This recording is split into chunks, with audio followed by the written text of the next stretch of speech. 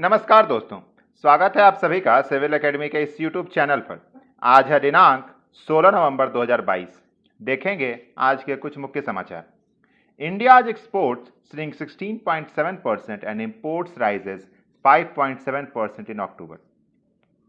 अक्टूबर के मंथ का डेटा आया है हमारे पास। जो एक्सपोर्ट है हमारा वो 16.7% घटकर 29.8 बिलियन डॉलर पर रह गया है, और जो इंपोर्ट है हमारा वो 5.7% बढ़कर 56.7 बिलियन डॉलर हो गया है।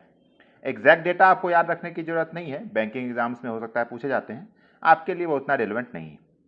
अब देखिए, इसके कारण जो हमारा ट्रेड डेफिसिट है वो 26.91 बिलियन डॉलर हो चुका है। अक्टूबर लगातार चौथा महीना है जब इंडिया का इंपोर्ट एक्सपोर्ट से ज़्यादा है और ह्यूज गैप है दोनों के बीच में। ये एक चिंता का विषय है।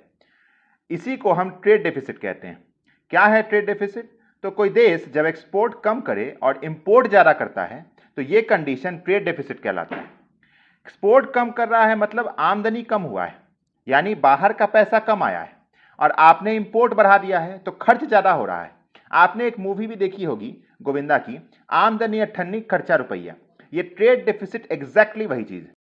ग्राफ में डेटा भी दिखाया गया है 2021 और 2022 का, दोनों सालों के अक्टूबर महीने का ये कंपैरिजन करके आपको दिखाया गया है। इससे आपको ओवरऑल पिक्चर पूरा क्लियर हो गया होगा। यहीं पर एक और टर्म देख लेते हैं, ट्रेड सरप्लस। ये वो कंडीशन है जब किसी कंट्री का एक्सपोर्ट ज़्यादा होता है और वो इंपोर्ट कम करता है, मीन्स आमदनी ज़्यादा है और खर्च कम हो रहा है, तो ट्रेड सरप्लस हो जाता है। और यही होना चाहिए किसी भी देश में, ताकि आंतरिक जो आर्थिक स्थिति है वो हमेशा ठीक रह सके। नेक्स्ट है आपका, rich nations pledge to help wean Indonesia off coal by 2050। G20 की जो मीटिंग कल हुई है बाली में, वहां ये डिसाइड हुआ है कि यूके, जापान, कनाडा और 6 यूरोपियन कंट्रीज इंडोनेशिया को 20 बिलियन डॉलर प्रोवाइड करेगी ताकि 2050 तक वो कार्बन न्यूट्रल हो सके, कोल का कंजम्पशन बंद कर सके। देखिए, इंडिया ने भी ऐसा ही कुछ टारगेट रखा है 2070 तक। हम भी अपने आप को कार्बन न्यूट्रल करना चाह रहे हैं। इसके लिए कई इनोवेशंस और रिसर्च डेवलपमेंट पर भारत सरकार कई लाख रुपए का फंड रिलीज कर रही है। अभी रिसेंटली ही सोलर बेस्ड बैटरी स्टोरेज और इलेक्ट्रिक व्हीकल के ऑप्टिमाइजेशन पर एनआईटीज को 3 करोड़ का फंड मिला है वर्किंग मॉडल बनाने के लिए। एक काफी अच्छा स्टेप है गवर्नमेंट का। आपके पास भी कोई इनोवेटिव आइडियाज हो पावर सेक्टर के फील्ड में तो आप भी इसमें कंट्रीब्यूशन कर सकते हैं। गवर्नमेंट काफी फंड इशू कर रही है रिसर्च और डेवलपमेंट के। नेक्स्ट है आपका, Murmu flags the of uses of PESA act rules in MP. मंगलवार को हमारी यशस्विनी राष्ट्रपति महोदया द्रौपदी मुर्मू जी मध्य प्रदेश के शहडोल डिस्ट्रिक्ट में एक जनजातीय गौरव दिवस सम्मेलन को संबोधित कर रही थी। वहीं पर उन्होंने पेसा एक्ट 1996 को एमपी में हरी झंडी दिखा दी। इससे शेड्यूल्ड एरियाज में जो आपका ग्राम सभा है उसको काफ़ी स्पेशल पावर मिलेगा। क्या है ये पेसा एक्ट? पेसा एक्ट 1996, पेसा यानी पंचायती एक्सटेंशन टू शेड्यूल्ड एरियाज। देखिए, रूरल इंडिया में लोकल सेल्फ गवर्नेंस को प्रमोट करने के लिए 1992 में 73वें संविधान संशोधन से पंचायती राज को लाया गया था। लेकिन इसी में आर्टिकल 243 के अंतर्गत शेड्यूल्ड और ट्राइबल एरियाज को एक्सक्लूड रखा गया था। लेकिन 1995 में भूरिया कमेटी ने कुछ रिकमेंडेशंस दिए थे और उसी को इंप्लीमेंट करते हुए 1996 में पेसा एक्ट लाया गया था। नाम से ही क्लियर है, पंचायती एक्सटेंशन टू शेड्यूल्ड एरियाज, मतलब शेड्यूल्ड एरियाज में भी लोकल सेल्फ गवर्नेंस हो। एब्सोल्यूट पावर जो होगा वो आपका ग्राम सभा के पास होगी, स्टेट केवल एक एडवाइजरी के रूप में काम करेगा। एक क्वेश्चन यहां पर बन सकता है कि what is the backbone of tribal legislation in India? तो आप कह सकते हैं कि पेसा को बैकबोन कहा जाता है ट्राइबल लेजिस्लेशन का। एक और क्वेश्चन पूछा जा सकता है कि father of local self government किसे कहते हैं? इसका आंसर आप कमेंट बॉक्स में लिखिए, जिससे मुझे पता चल सके कि आप सही में पूरी वीडियो देखते भी हैं या फिर केवल कमेंट बॉक्स में थैंक यू कहकर चले जाते हैं। आगे है आपका, ONGC September profit falls on the back of windfall tax was.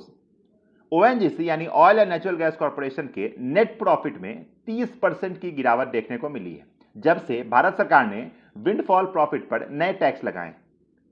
Important है यहां पर विंडफॉल टैक्स। देखिए क्या है ये, तो जैसे एक इंडियन कंपनी किसी कंट्री ए से सस्ते में तेल खरीदी और किसी कंट्री बी को बेच रही है, तो कहीं वो कंपनी अनएक्सपेक्टेड गेन ना कर ले, तो इसलिए भारत सरकार उन पर टैक्स लगाती है। उसे ही विंडफॉल टैक्स कहते हैं। जैसे हम रशिया से सस्ते में तेल खरीद रहे हैं और किसी कंट्री को ओएनजीसी ने बेचा है वो तेल, तो उस पर जो टैक्स लगेगा वो है आपका विंडफॉल टैक्स। ये जनरली कंपनीज के अनएक्सपेक्टेड जो उनका प्रॉफिट है उसको मार्जिनाइज करने के लिए ये विंडफॉल टैक्स लगाया जाता है। नेक्स्ट है आपका India in climate battle despite less emission. Bhupendra, COP27 जो कि अभी इजिप्ट में हो रहा है, उसमें हमारे एनवायरमेंट मिनिस्टर इंडिया को रिप्रेजेंट करने पहुंचे हैं।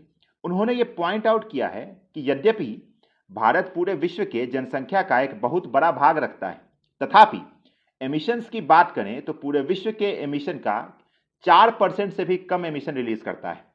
अब क्योंकि हम विश्व को रिन्यूएबल में लीड करना चाह रहे हैं, तो हमारी जवाबदेही भी बढ़ जाती है और हम इस पर काफी सीरियस भी हैं। रिन्यूएबल एनर्जी को लेके हमने कई सारे इनिशिएटिव्स ले रखे हैं।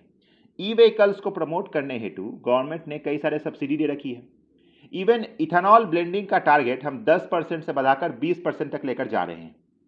ग्रीन हाइड्रोजन पर भी हमने कई काम किया है। पिछले साल 2021 में ही इस पर कई सारे इनिशिएटिव्स आए हैं। फ्रांस के साथ मिलकर ISA यानी इंटरनेशनल सोलर अलायंस की स्थापना कर रखी है, जिसका हेडक्वार्टर आपका गुरुग्राम में है।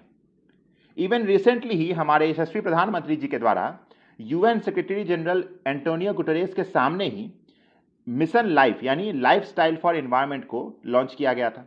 ये सभी इनिशिएटिव्स लिए जा रहे हैं ताकि हम कन्वेंशनल एनर्जी सोर्सेज जो कि हमारे फॉसिल फ्यूल्स हैं उस पर से रिन्यूएबल एनर्जी पर शिफ्ट हो सके।